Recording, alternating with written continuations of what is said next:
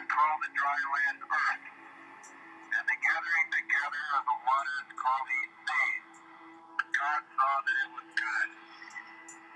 And from the crew of Apollo 8, we close with good night, good luck, a Merry Christmas, and God bless all of you on the good earth. I chose to play this recording not for its religious perspective, but because it's a story about life that the Apollo 8 crew chose to share with us. So the story continues. The Apollo 8 crew returns back to Earth, and many of them get involved in social justice and environmental conservation issues. They had this transformative experience of seeing the Earth from this perspective and observing that how small we really are in the grand scheme of things and how interconnected the humans and plants and animals are on this living planet. I would also like to begin with a quote from Diane Ackerman's novel, The Human Age. That was a required reading for Sustainability Theory and Practice. And I think it sums up the semester quite well. And it is a challenge to all of us as educators to move forward in a good way with sustainability education that will lead to both studying theory but also changing our behavior and helping to make our planet a better place. By the end of this decade, the history of the planet Earth will be rewritten. Textbooks will slip out of date, and teachers will need to unveil a bold, exciting, and possibly disturbing new reality. During our brief sojourn on Earth, thanks to exhilarating technologies, fossil fuel use, agriculture, and ballooning populations, the human race has become the single dominant force of change on the planet. For one species radically to alter the entire natural world is almost unprecedented in all of Earth's 4.5 billion years of history. I took this picture of two iRobots that I found while wandering through a local Goodwill.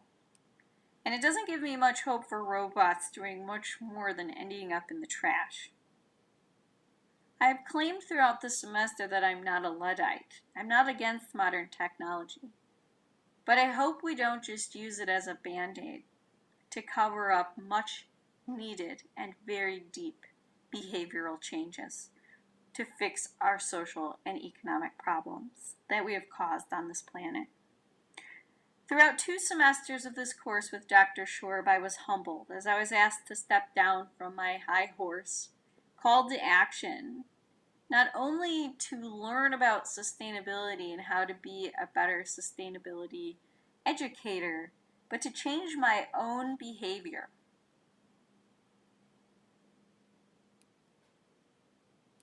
So for fall 2016 and winter 2017, Dr. Schorb asked us to consider the physical aspects of sustainability. Food, water, waste management, and transportation were key issues. We were also challenged to explore how to bring people from fragile economic means into the story of sustainability. We worked on a number of projects for the first semester in groups and read a series of readings and developed lesson plans within our course that I then embedded into the classes that I was teaching here at Northern Michigan University. So my reflection paper and this project are not only the culmination of important lessons that I learned from those lesson plans, from discussions within the class, but also life lessons, life situations that too have shaped my learning, such as the death of 2 loved ones and many experiences of teaching within my own sustainability course. So the following slides demonstrate examples of experiential learning as I work to incorporate these lessons from Cohort 11 and from Dr. Schorb into my courses for the last 2 semesters. The following slides are images taken from our experiential learning activity. One of the first trips that my students took was a trip to a local farm called Seeds and Spores. Once, of course, we sell them by the side as well. So twice a year you could sign up. And Did you see stop? once, of course, we sell them by the side as well. So twice a year you could sign up. And you can hear in the video one of the farmer's children explaining to my students how they might sign up for a farm share of vegetables or meat, and how they care for their pigs and their cattle and their chickens, and explaining how they feel that the quality of life for these farm animals is better than it would be on, say, a CAFO. Land spreading out so far and wide. Keep Manhattan, just give me that countryside. Where I'd rather stay. I get allergic smelling.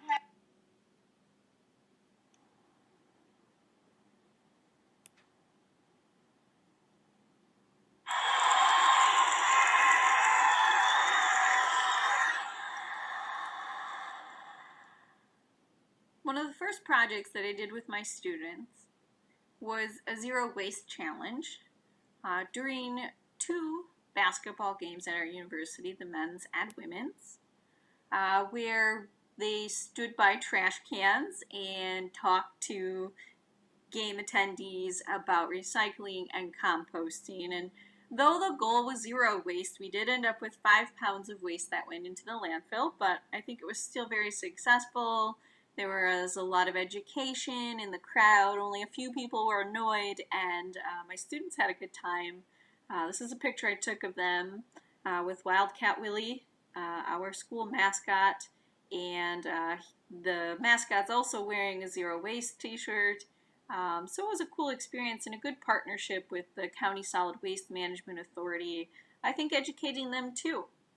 Obviously, for the most part, the public was very interested, and so were students, and so hopefully that will lead to better composting in the future, as well as better sustainability on our campus.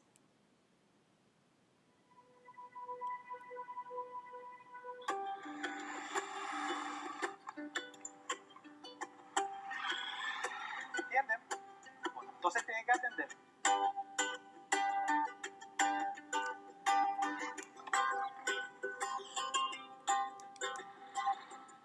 So another project that I did with my students was at the Children's Museum, where we worked with children and their parents to upcycle, reuse trash and tin cans, Kleenex boxes.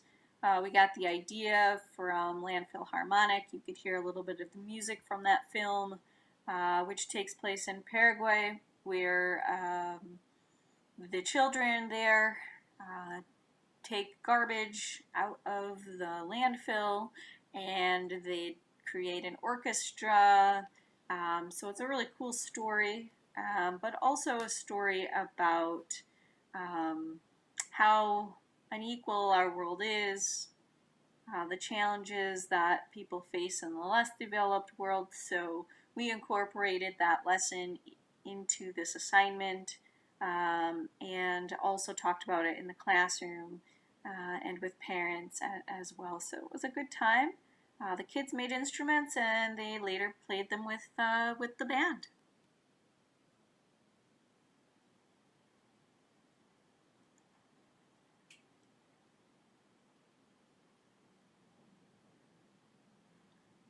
So another project, I took my students to a wastewater treatment plant where they learned about the water cycle and they learned about their consumption of water and talked to the plant operators about using less water, but also about composting the biosolids. So that was pretty interesting and pretty cool. And then we also visited a natural gas generated power plant that's being built to coincide with the coal-fired power plant. My students had lots of questions about why not wind, why not solar. The plant operators had some pretty good responses about the challenges, and I think that was good for my students to learn that alternative energies aren't easy, and that we have a long way to go.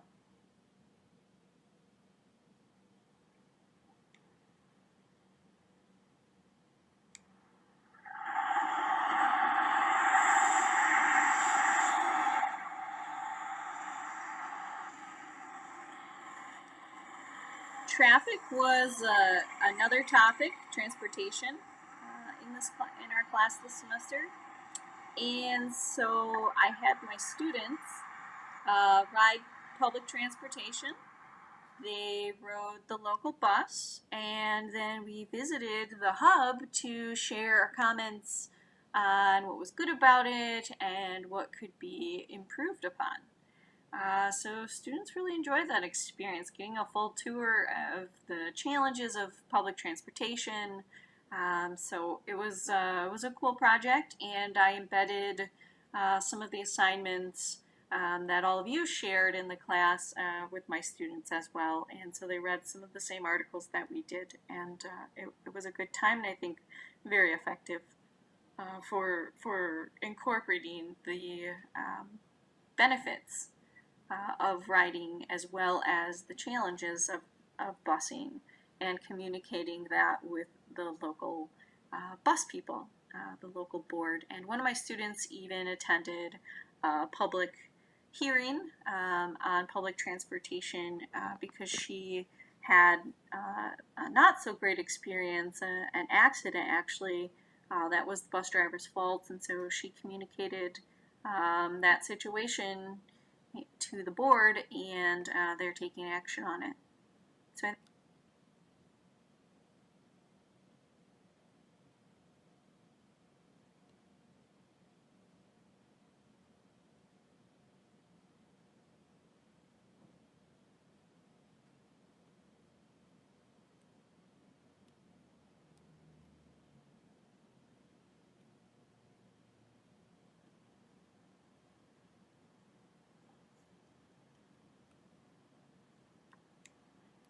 With me in 1913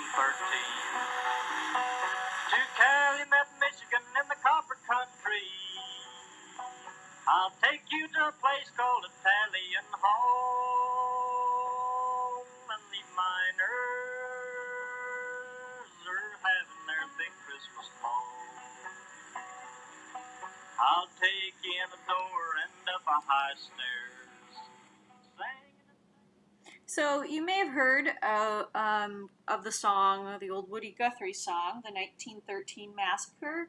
It was about the old Italian hall that actually was in Calumet, Michigan. So my students visited that site, and they learned what they learned about sustainability while visiting Calumet was not only about regeneration, but also about the issues with mining, and that this is a problem all across the globe. People risk their lives to mine metals and diamonds and precious stones, and it's not only the earth that suffers, it's people too. So this was an important step. This particular part of the trip was led by the National Park Service, so it was a good experience about resource extraction and both the ecological and social challenges of natural resource extraction.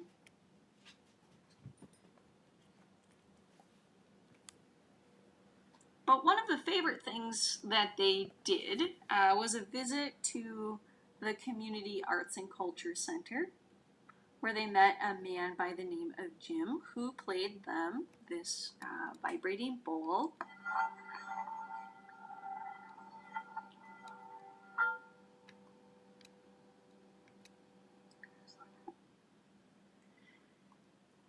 it was really interesting because Jim's actually from Chicago and he recently retired. So I've been doing this field trip for a few years. I have embedded things from that I've learned from all of you in cohort 11, that I've learned from Dr. Shorb with biophilic design, of course, many of the elements in our course this semester. And it was interesting to me that a recent article came out after I've been doing this tour of arts and sustainability in Calumet. Fortunately, I wasn't a part of it, but my students did get a chance to meet Rochelle Winkler and Lori, two people who are working to develop sustainability in Calumet, Michigan.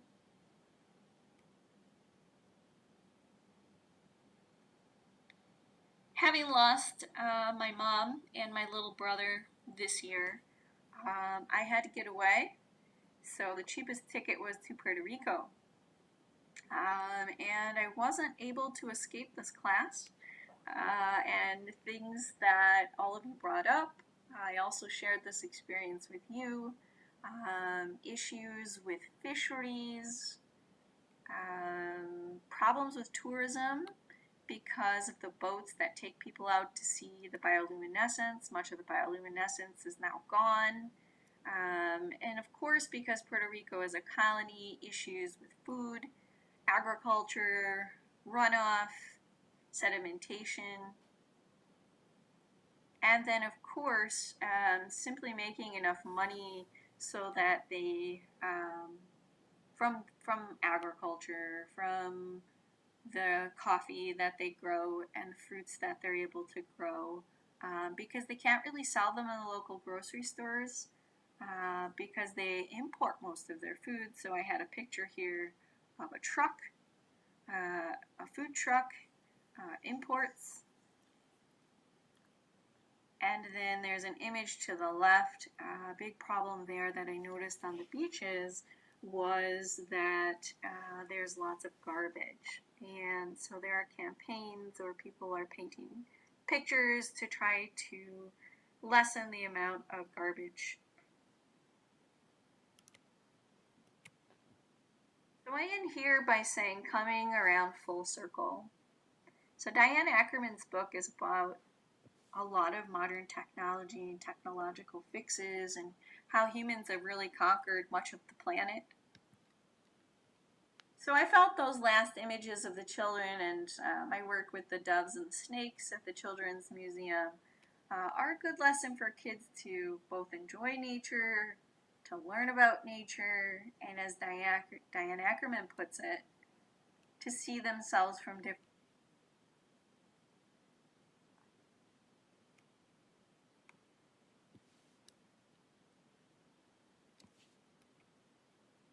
So I felt those last images of the children and my work with the doves and snakes at the Children's Museum are a good lesson for kids to both enjoy nature, to learn about nature, and as Diane Ackerman puts it, to see themselves from different angles in many mirrors and to find their natural place in nature.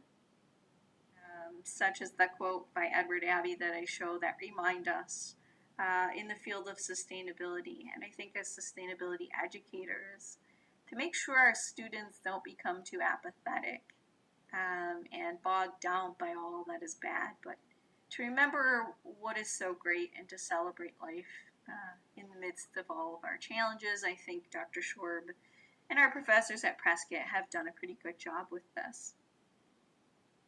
So to end, this semester forced me to reflect on how desperate our situation is and to consider the need to balance that desperation with celebration of life, because it's short. Here's an image of my little brother and sister and me in the bottom right hand corner. Put a heart around my little brother so you could see his picture there, and then my mother, and certainly one of my best friends. So I had to consider a lot. I was challenged to consider that simply studying sustainability and educating about it wasn't enough. What I was already doing wasn't enough. I could always do a little bit more. and reminding us about how fleeting life is, but how it really all comes around full circle as well. And humans may have, to a degree, dominated nature, but we still remain a part of nature. The Anthropocene. Nature surrounds, permeates, effervesces in, and includes us. And at the end of our days, it deranges and disassembles us like old toys banished to the basement. There, once living beings, we return to our non-living elements, but we still and forever remain a part of nature.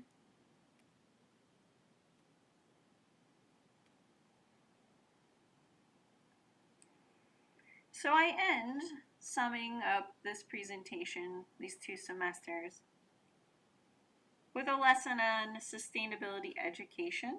So I've worked in this field now for 6 years before pursuing a PhD. I think we really have to learn to hold complexity, not dichotomies, in our thoughts and in our lessons, our daily lives and activities, to balance theory and action, ideas of apocalypse and alternatives to that as well. So the realities of the loss of biodiversity and climate change and water shortages, but remain hopeful, but not just hopeful, hope combined with action. To balance our troubles and our joys and things that are planned and unplanned, life and death, these different complexities of life.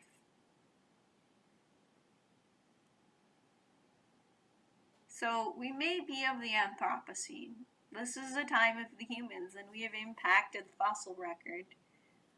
We can 3D print new body parts. We can 3D print houses, I suppose. I've learned this semester. But we still remain a part of nature. And I think it's important to remember that, and I think that was a lesson from the human age, that we're a part of the circle of life. And of course, I was very much reminded of this with the loss of 2 loved ones. And in the literature, this is called emergent synthesis. And there's a discussion in much of the literature, again, about including this in our own lesson plans with our students. Of course, reminding them how much trouble we are in, but 2, that we need to take action, that there are alternatives, again, so they don't become apathetic. And I think Derek Jensen covered this well. If you haven't read his essay, Beyond Hope, I think it's a really powerful essay that I have my students read as well, and that I've shared with all of you. And I'll just read the last part here, but he says, many people are afraid to feel despair. And psychologists demonstrate that humans will turn to denial rather than accepting the realities and the issues that we have caused in society. They fear that if they allow themselves to perceive how desperate our situation really is, then they must be perpetually miserable. Not true. And I don't think it's our place as educators to sugarcoat the situation. Derek Jensen goes on, they forget that it is possible to feel many things at once. Emergent synthesis, complexity of thought. They also forget that despair is an entirely appropriate response to a desperate situation. Many people probably also fear that if they allow themselves to perceive how desperate things are, they may be forced to do something about it. At the very beginning, and I explain this in my final paper, Dr. Schwarb asked us to consider a lesson on if it's yellow, let it mellow, and water use. And my first reaction was, I don't need to focus on saving water. I have so much water. I live in the Great Lakes. You guys out there are in the desert. You have the water problems. But I started thinking how interesting that was, that we only, humans or myself, our psychology is to wait until there's crisis before we change. And so, although I was a little annoyed at first, I think Dr. Schwab's approach to sustainability theory was a good one, because we do have to balance theory and action. That's as much an emergent synthesis as balancing apocalypse and alternatives to catastrophe in nature and society. So thank you, Dr. Schwab, for challenging me to do something about it. As Derek Jensen says, they may be forced to do something about it. And I have been forced to do more than I was already doing. And then cohort 11, thank you for 2 enjoyable semesters together, sharing, helping me to learn broader perspectives on sustainability education and incorporating, embedding these into my own courses for my own students. I hope you all have a good semester.